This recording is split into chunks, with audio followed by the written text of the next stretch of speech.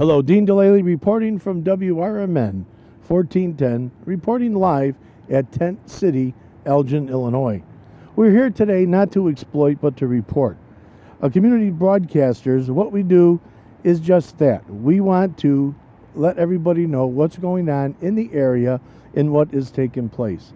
We are in no way responsible for the action that is going on today, which is a great action by the city of Elgin. But we feel maybe we had a hand in this by bringing some community input that was received. Some may have been good, some may have been negative. But overall, it was input that was brought to the city, and they were able to come up with a plan that would work.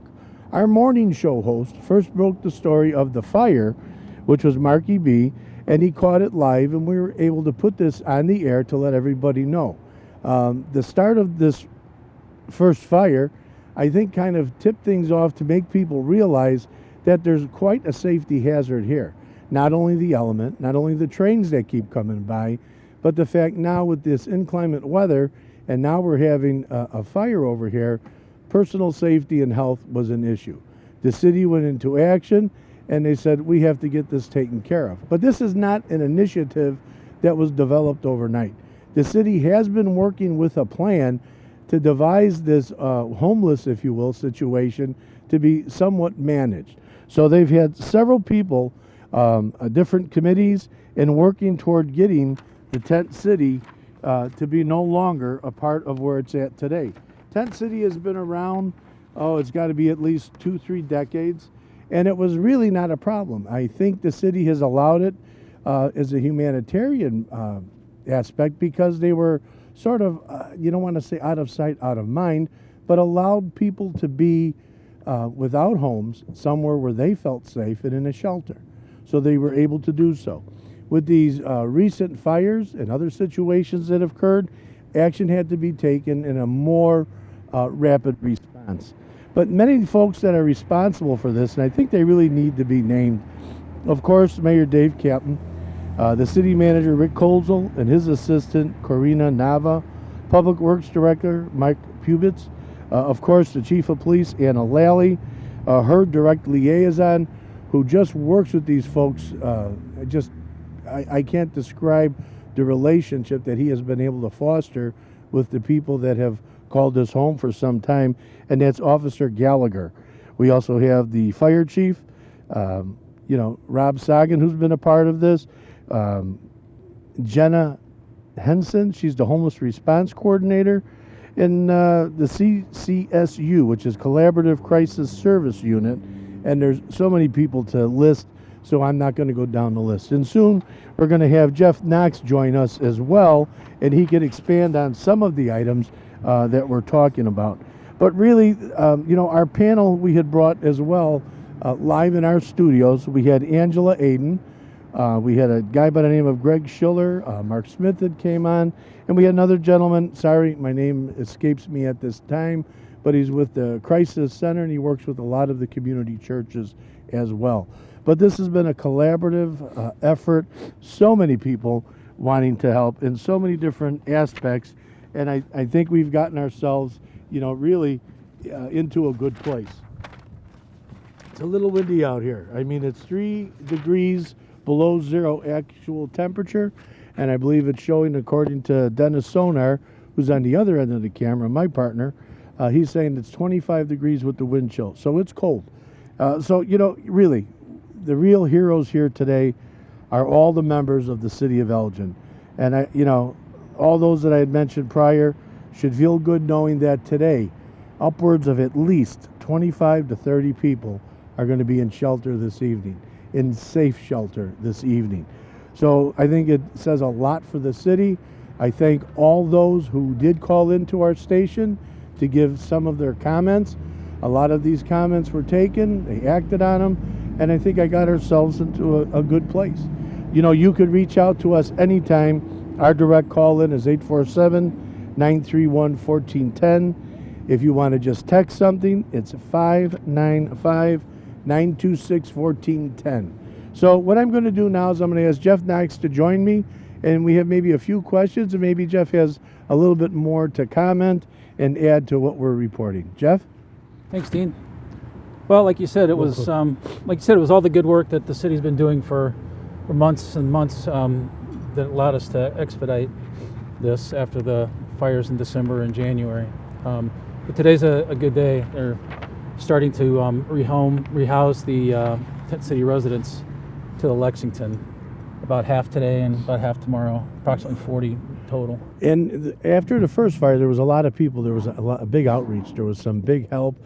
People were dropping off jackets, clothes, whatever they thought the need was. Right. But I understand if people wanted to help, they could go to elgin.gov/ehr.com. Is that correct? elginil.gov/ehr, which is short for Elgin's Homelessness Response.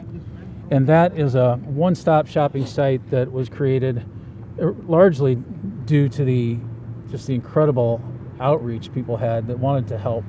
So we're trying to find the best way for them to do that. So one aspect of that site is you are able to donate monetarily an amount that can help the folks at the Lexington. So that could be $25 for an essentials kit, which is kind of a kit that gets them started at the hotel. $65 that would cover one night at the hotel. $100 flat for general purposes with this initiative, or any amount you want. But there's also another option if you want to help, and that's to volunteer at the overnight shelter. There is a great need for that throughout from middle of December to April. So, yeah, any way we can get some, the donations if people want to do that, or if they want to volunteer their time, it's a great use of that site. So what you're hearing is going to that website is your main source. You could, if you want to volunteer, there's so many people that have called us and said, hey, listen, how do we help? All we've been able to do so far is direct them to the city of Elgin. That website provides all the information you're going to need. If you're in the position financially that you can give some type of monetary help, follow the little clicks. All you have to do, there's a $25, a $50, and a $100 way that you could send money in that it's going to go to a good cause, properly managed, and get these folks what they need. Maybe we think we know what they need, but each individual is different. And right. One of the other things, Jeff, I understand, there's going to be a lot of outreach, a lot of counselors at the location at the Lexington Hotel that the city is paying for 90 days of housing. Well, so it's quite a bit of there's going to be quite a bit of outreach for folks to take advantage of and maybe get themselves out of the situation that they're in. You're right. The funding, partially through a grant through King County Health Department, covers 120 days for 50 people, up to 50. Yes, there'll be social services that will be provided there.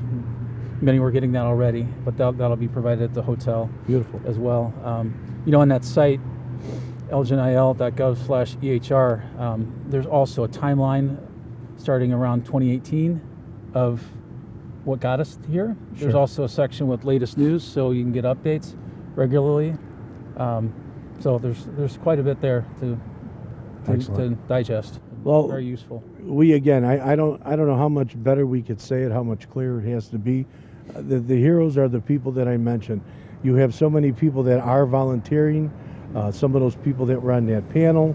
We feel great that we were able to get them to meet with the folks that are on your organizing team, your steering committee. So everybody working together right here in the city of Elgin, and that's what it's all about. It's about helping our brothers and sisters that are out there. I mean, the city of Elgin has really taken a step forward and doing something good, and I think they need a lot of accolades for what it is you're doing here.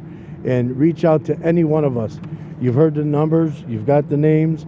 You want to call our radio station, info at WRMN1410.com. You could reach me direct, Dino, with the same back, at WRMN1410.com, Sonar. Any one of us. It's our first name and the back half of our call letters with the .com. We're here to help. Everybody is here to help. I couldn't feel prouder to have a business within this town right now that is supporting so many different people. And Jeff, as a communication director, you got to feel pretty good that this all came together. Yeah, this is a good day. I mean, it's quite a few. You're talking how many different agencies within a city. City of Elgin is the 6th largest city in the state of Illinois. And to be able to get so much cooperation by Kane County, you're saying you have funds coming in.